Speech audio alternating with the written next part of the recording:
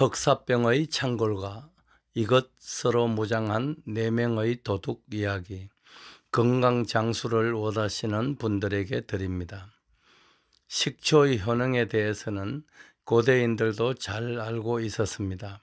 기원전 400년경 근대의학의 아버지라 불리는 히포크라테스는 환자들을 치료할 때 식초를 사용했다는 기록이 보입니다. 또한 로마 제국이나 이집트 왕조 시절에도 사람들은 식탁에 약효가 뛰어난 식초를 가득히 올려두었었다고 합니다. 19세기에는 식초가 치료용 연고로 쓰였고 20세기 사람들은 온갖 종류의 식초 칵테일을 마시기도 했습니다. 오늘날 전 세계의 영양학자와 연구가들은 이 만능 액체의 또 다른 사용처를 찾아내기 위해 계속 애쓰고 있습니다.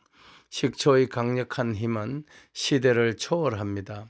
식초에 관한 기록은 기원전 5000년경 바빌로니아 시대에 최초로 등장하는데 바빌로니아 사람들은 그 당시 대추야자로 빚은 술을 발효시켜 식초를 만들었다고 전해집니다.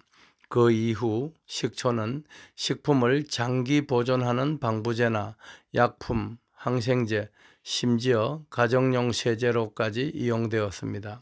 그리고 지금은 나쁜 미생물을 죽이는 좋은 항균 성분 덕분에 그 명성을 떨치고 있기도 합니다. 앞서 언급했듯이 히포크라테스는 식초를 항생제로 사용해 환자들을 치료했습니다. 식초는 인류 최초의 약품 가운데 하나이기도 합니다. 히포크라테스는 다양한 질병을 치료하는데 식초를 사용했습니다. 일례로 그는 환자들에게 벌꿀과 식초를 섞어 마시면 가래를 없애고 호흡을 편하게 만드는 좋은 치료약이 된다고 권유했습니다. 벌꿀과 식초의 강한 산성이 울혈을 없앤다고 본 것이지요. 히포크라테스는 다른 질병에도 이 강력한 벌꿀, 식초 혼합물을 치료제로 처방했습니다. 이 조제약은 단순한 감기에도 도움이 되지만 세균성 폐렴이나 늑막염 등 호흡기 질환을 치료하는 데도 좋습니다. 또 식초는 염증과 종기, 화상에도 효과가 있습니다. 고대 의사들은 궤양 부위를 소독할 때 식초를 사용했습니다. 성서에도 식초에 대한 언급이 구약에 4번, 신약에 4번 등 모두 8차례 나옵니다. 심지어 식초 성서라는 것도 존재합니다.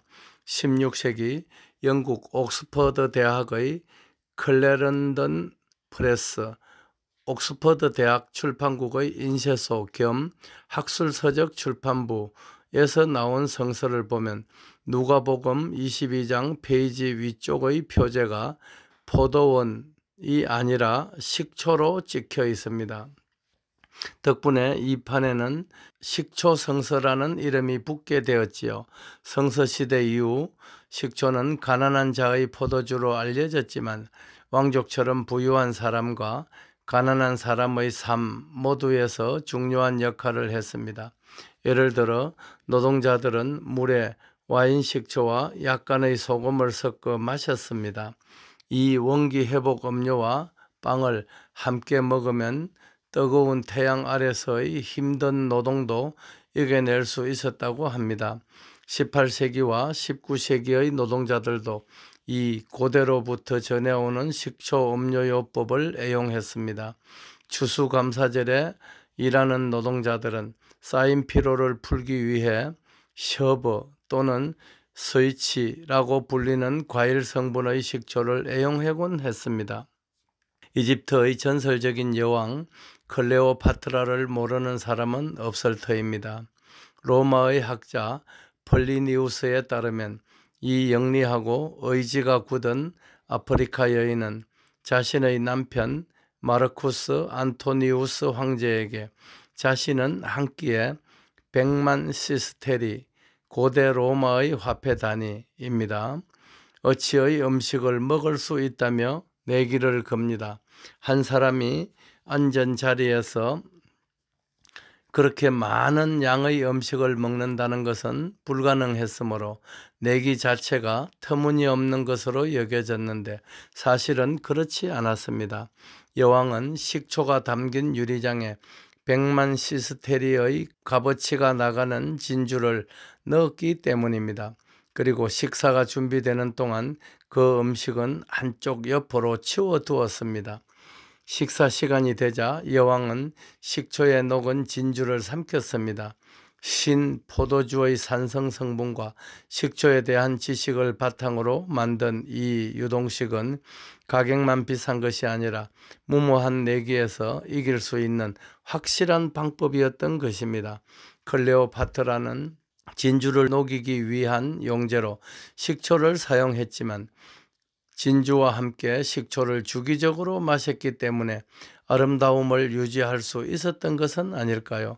식초는 중세 시대에도 명성을 떨쳤습니다.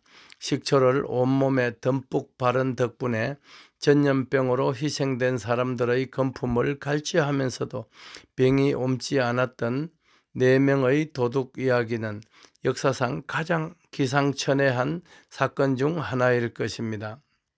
당시 프랑스 마르세유의 한 마을에서 4명의 강도가 페스트, 즉 흑사병으로 희생된 사람들의 집에 침입해 물건을 약탈하는 사건이 벌어졌습니다.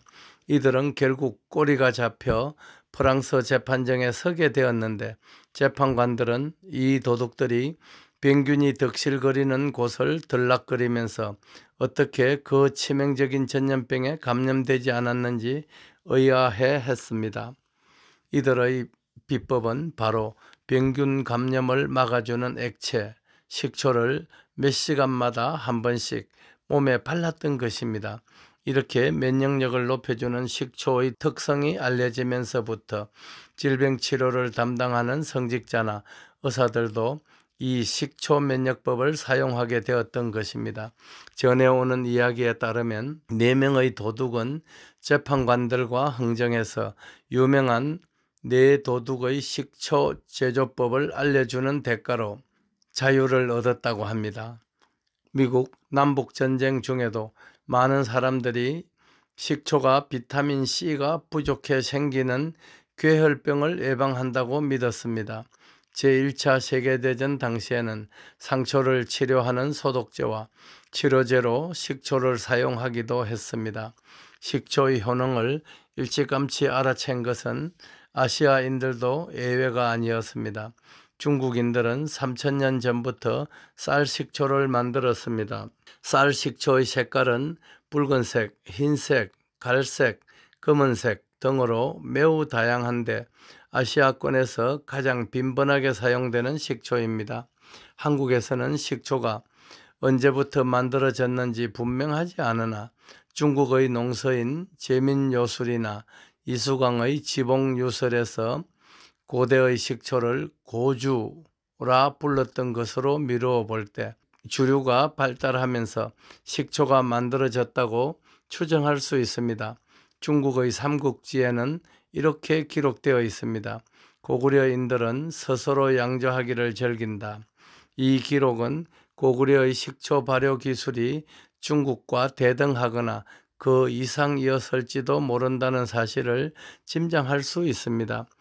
고려시대에는 많은 음식의 조미료로 식초를 이용했으며 향약 구급방에는 약방에서도 식초를 다양하게 이용했다고 기술되어 있습니다. 조선시대에는 공유, 식초와 과실 식초 등이 주로 만들어졌으며 길이를 택하여 식초를 담그고 부뚜막에 초두루미란 것을 두고 식초를 보관하였다고 합니다. 일본인들도 오래전부터 고대 중국에서 전래된 제조법을 이용해 쌀을 기본 재료로 한 식초를 만들어 왔습니다. 그 중에 가장 각광받고 있는 것이 흑초입니다. 다른 식초와 비교해 볼 때 아미노산 등 몸에 좋은 성분이 더 풍부하게 함유되어 있기 때문입니다.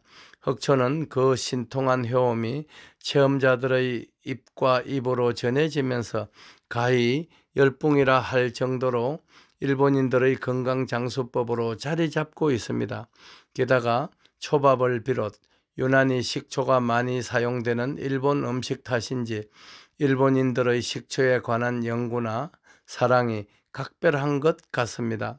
이처럼 먼 옛날 그리고 저 멀리 시골 사람들까지 알고 있었던 사실, 즉 식초에 놀라운 치유력이 있다는 것을 오늘날의 건강 전문가들은 이제야 새삼 깨닫고 있는 것 같아서 기쁩니다.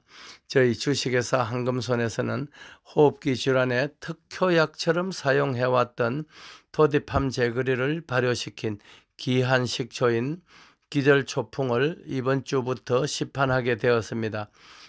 코로나19나 오미크론도 기절초풍하고 사라질 것임을 확신합니다. 감사합니다. 참고로 이 글은 자연이 준 기적의 물식초 칼 오레이가 쓴 글을 출판한 웅진 윙스를 참조했습니다. 여러분 감사합니다. 달대열의 세상만사. 구독과 좋아요를 눌러주시면 황금손은 큰 힘을 얻습니다.